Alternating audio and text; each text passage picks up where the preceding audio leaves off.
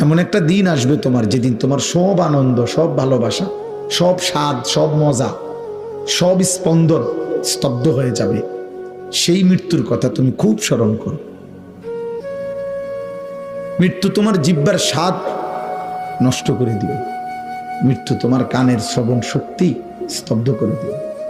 মৃত্যু তোমার চোখের পলক বন্ধ করে দিবে।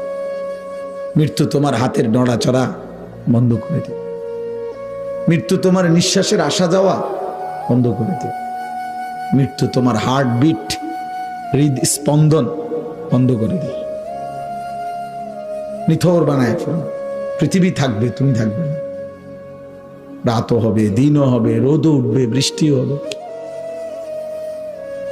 আলো ফুটবে, অন্ধকার আসবে।